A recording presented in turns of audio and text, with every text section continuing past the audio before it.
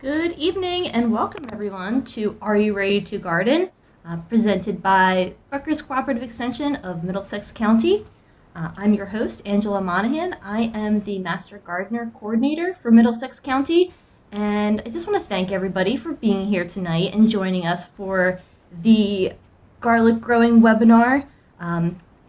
This is presented by Erica Leviant and Phyllis Frederick. They're both Middlesex County Master Gardeners who actually co-authored the Rutgers fact sheet on growing garlic in the home garden.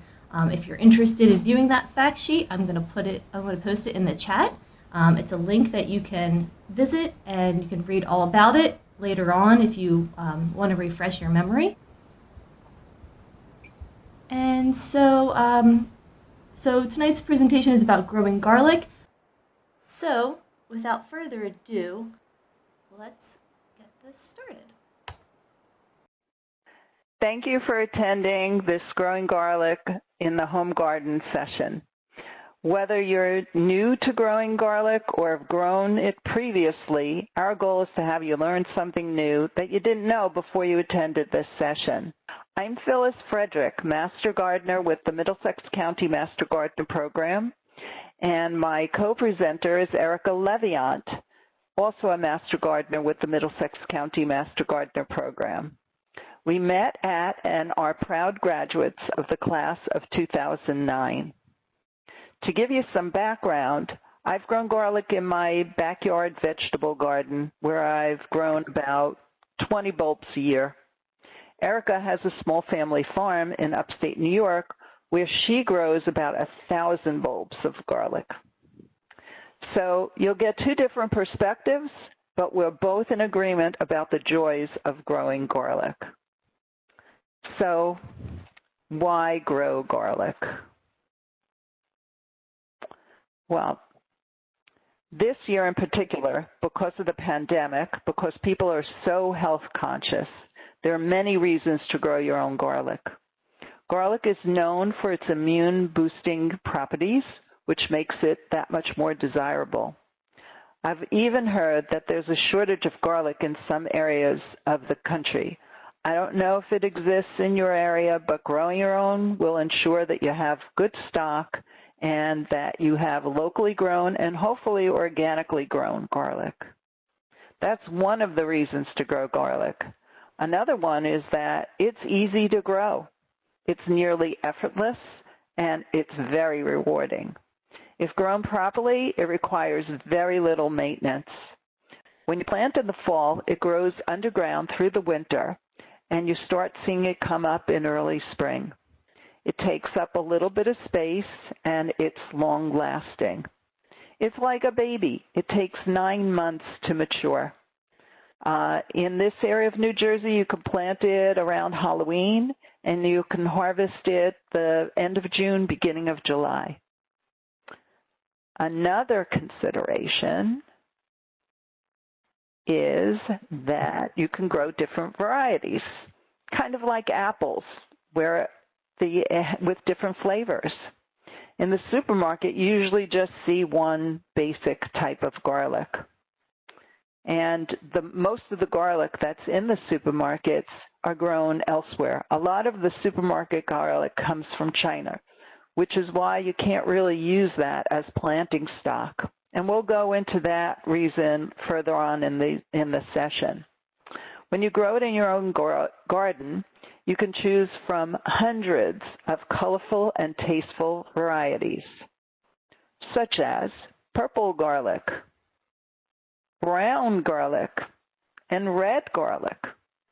These varieties not only look different, but they taste different too.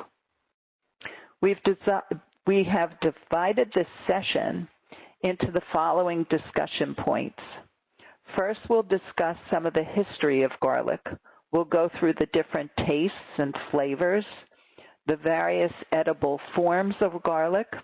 You can eat just about the whole plant, not just the bulb.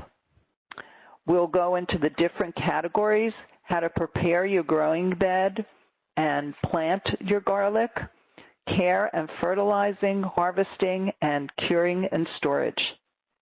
And with that, I'm going to turn over the presentation to Erica, and she's going to talk about the history of garlic. Garlic has been cultivated for many thousands of years, perhaps being one of the earliest wild plants tended by humans. Most botanists believe that garlic originated in Central Asia and Southwest Siberia and migrated east toward China and west toward Europe. Garlic is one of the oldest plants that we are familiar with from archaeological and written sources. In Egypt, small clay sculptures, like you see on the right, were found in tombs. A remnant of garlic was found in Tutankhamun's tomb. Apparently, the pharaohs, even in their afterlife, couldn't do without them. Herodotus in 5th century BCE said, "The workers who built the great pyramids received their strength by eating onion, leeks, and garlic." Moreover, Greek athletes before a competition ate a lot of garlic for strength and endurance. Maybe this is the first instance of doping. Garlic is also mentioned in the Hebrew Bible. When the Israelites wandered in the desert for 40 years, this is what it says, quote, "We remember what we ate in Egypt, the fish, the cucumbers, the melons, the leeks, the onions, and the garlic. But now our soul is dried away. There's nothing at all besides this manna before us." Garlic throughout the ages was not only valued, as Phyllis mentioned, as food, but for its medicinal properties. A 5th century commentator states, quote, "Garlic warms the body, brightens the face, kills parasites, cures jealousy, and encourages love." Many of the sources mention garlic also as a potential aphrodisiac. Scientists today also are looking into the medicinal power of garlic. Researchers at the National Cancer Institute found that if fresh chopped garlic is allowed to sit for 50 minutes before consuming it, it has the most anti-cancer properties. And now I turn it over to Phyllis. So the taste of garlic. The tastes run from mild to hot and pungent. They can be nutty, woody, or even some varieties are hot when they're raw and sweet when they're baked. Some examples of garlic that grow well in this area are Chilean red, a mild variety, Rose d'Ivoire, which is a hot variety, German Mountain, a bold flavor, and Chestnut Red, which is another one that has a very strong flavor. As you notice, the red garlics favor this area. Like fine wines, garlic's taste reflects its growing conditions. As I mentioned, you can eat just about the whole plant. Garlic has 3 seasons for harvesting its various forms. If you harvest the leaves in its early growth, those are called garlic greens. They have a mild garlic onion flavor. If you grow the hardneck variety, you can also harvest the scapes, which also have a garlic onion flavor, but their form is more tubular. Or you can wait and harvest the bulb, the most popular form of the garlic. The bulb is harvested from either a hardneck or a softneck variety. With that, Erica's going to begin the discussion of the differences between the two categories, hardneck and softneck. The Latin name of garlic is Allium sativum. Garlic is divided in two major subspecies. One is called Ophioscorodon, or as commonly known as hardneck or bolting garlic.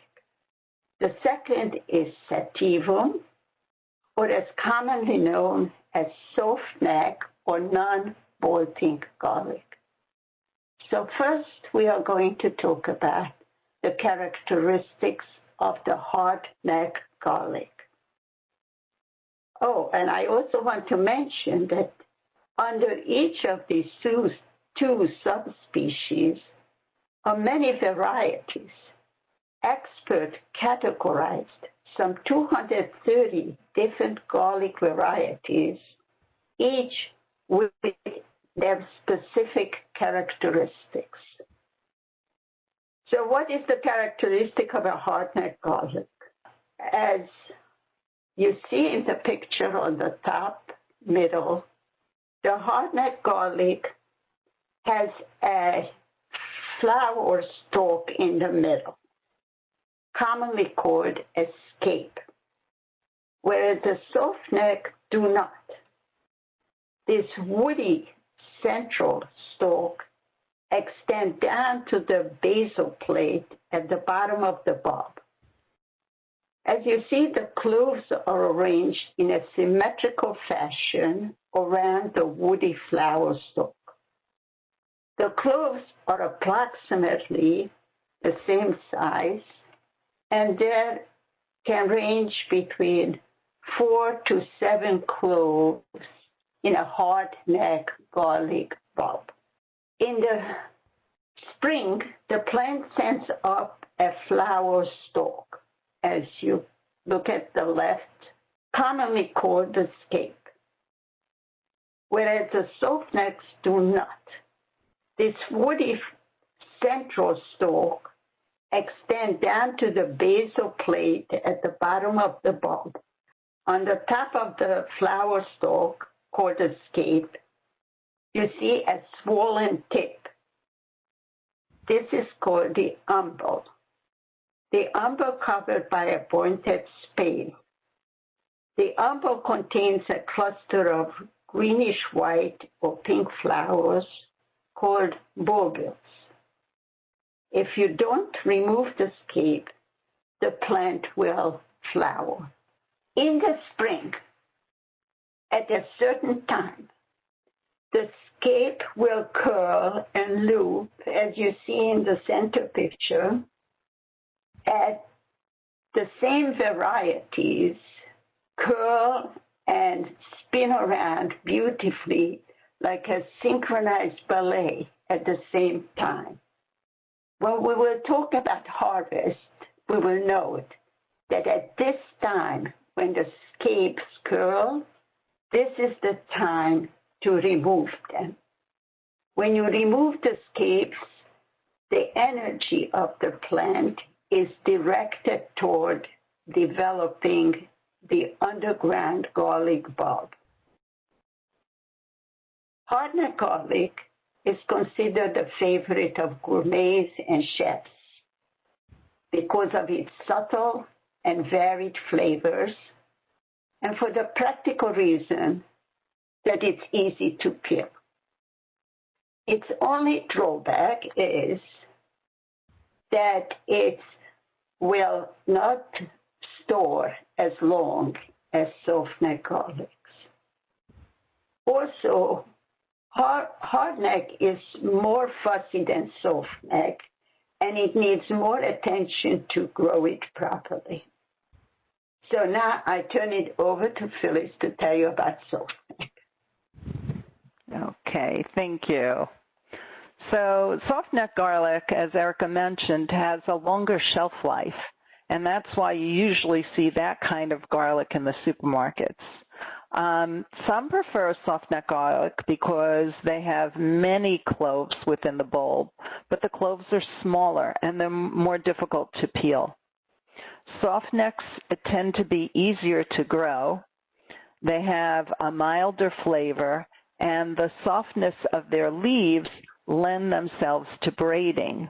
You can make some very pretty decorations out of soft-neck garlic. And they mature faster, so they have a quicker growing season. Those are a lot of the advantages of softneck. But as you can see, hardneck and softneck each have their advantages. Our suggestion is to grow both and see which one grows better in your garden and which one you prefer. With that, we're going to go into preparing the bed.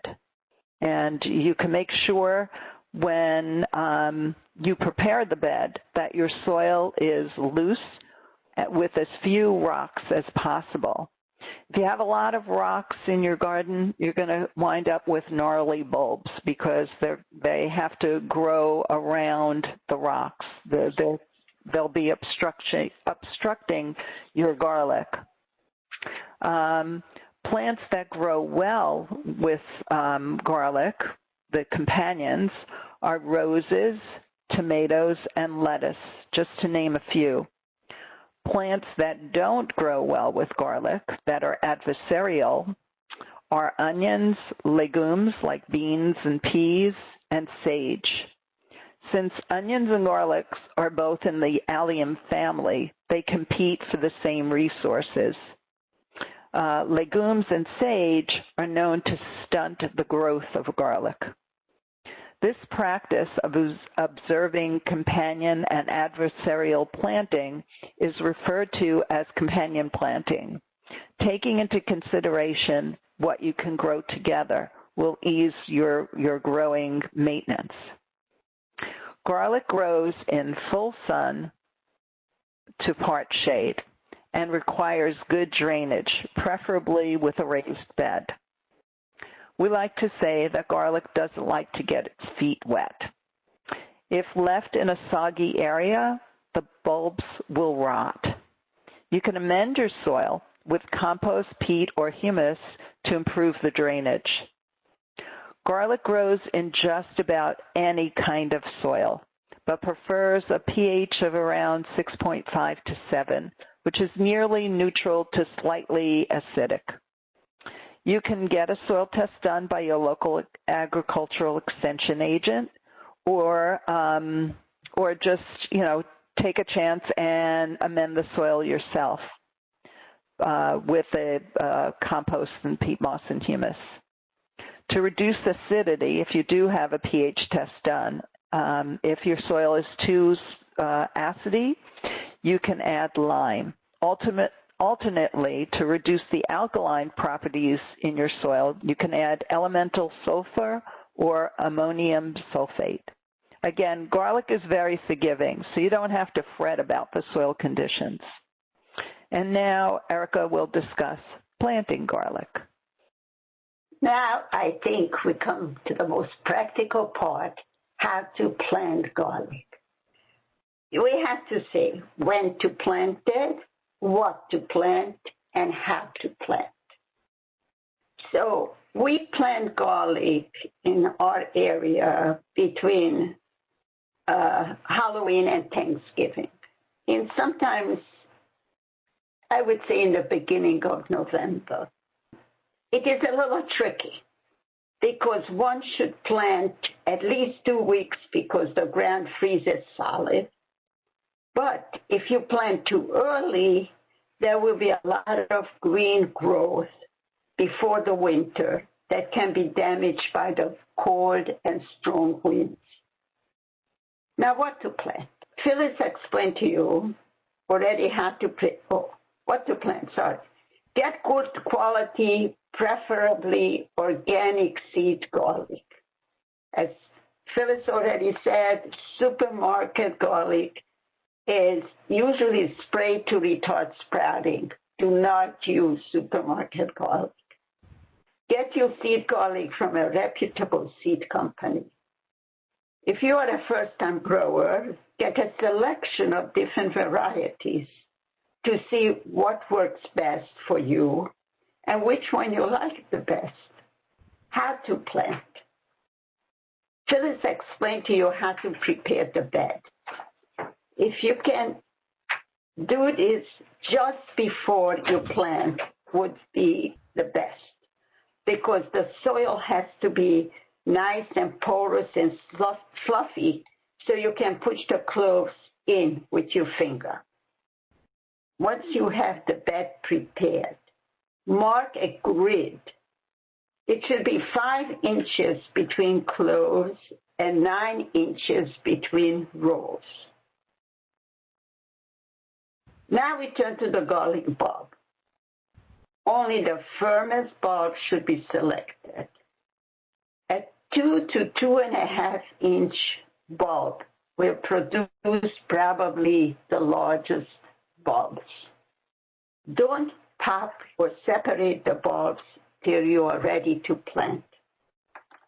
And to pop the garlic cloves, I have a special method.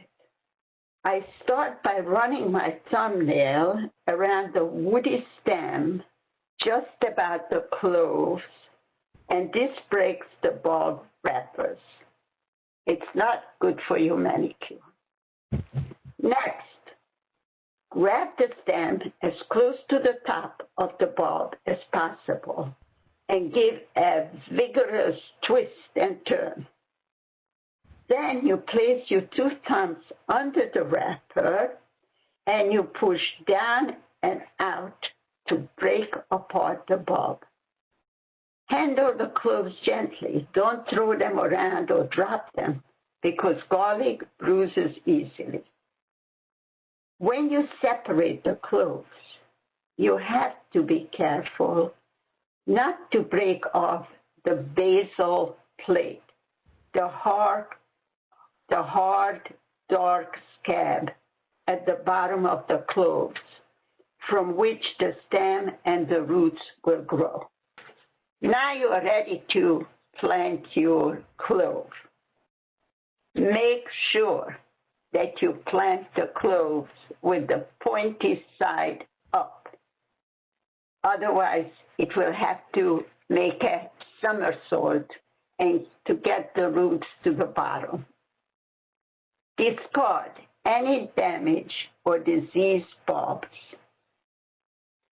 You shouldn't be concerned if a clove loses some of its wrapper, as long as it's a nice and firm and healthy clove.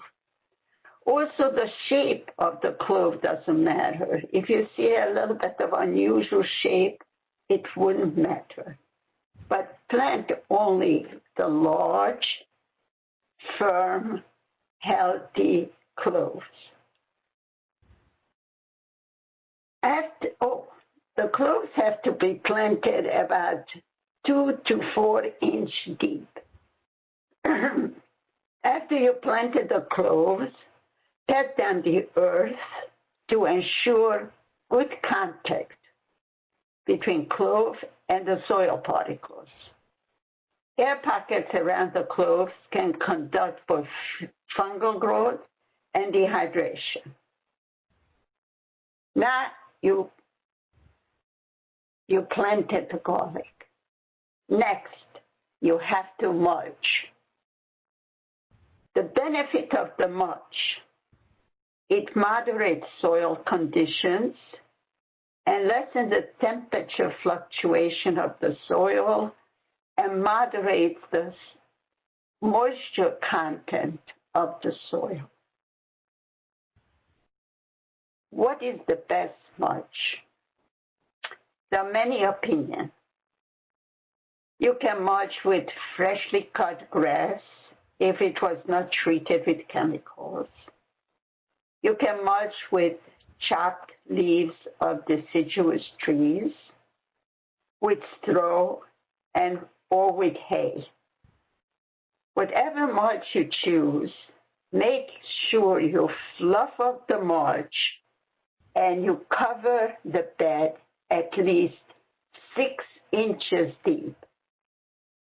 And in the spring, you can remove the mulch partially to help with air circulation. Now, back to Phyllis. Thanks. So as far as care and fertilizing, garlic requires very little maintenance. But if you want to add some TLC, you can start watering in the spring, during the spring vegetable season, when flowers and vegetables are starting to come up. It requires about 1 inch of water a week, and the only other thing that you really need to do is to hand pick the weeds as they emerge so as not to disturb the bulbs. Garlic can tolerate nutrition-poor soil, but benefits by a little bit of fertilization in early spring, usually from mid-March to mid-May. You can add nitrogen via a foliar feed by spraying the leaves with a solution of fish emulsion and kelp. Stop watering about a month before harvesting to allow the bulb wrappers to dry out. You'll begin to see the leaves yellow. The leaves represent the wrappers around the bulb. So how to harvest? Depends on the variety you have. You usually harvest garlic between the end of June toward the middle of July. As we mentioned before, soft-neck garlics are harvested earlier than hard-neck garlics. Now, how to tell when you are ready to harvest? The wise men say that you still have to have half of the plant green, half of the leaves on the plant green. The picture you have seen, somebody did not harvest in time. There are too many brown leaves. Because as Phyllis said, each of the leaves correspond to a wrapper on the garlic. And the more wrapper you have intact when you harvest, the longer, excuse me, the longer the garlic will store. So you're ready to harvest. Don't just yank them out of the ground. Gently go with the spade around them, but do not put the spade through the garlic. Gently go around to loosen the soil. Lift the bulb and brush it off, but do not remove any of the wrappers, and definitely you should never wash it to have a nice, clean garlic bulb. It is the best to harvest in the morning of a nice day. You harvest, you pull up the garlic, and you bring it to the shed or wherever you are drying it as soon as possible, because the garlic can get sunburned or cooked in the hot June or July sun. As far as curing and storing. Oh, curing and storing. Let's not forget that. You don't have to cure your garlic, but curing will intensify its flavor and extend its shelf life.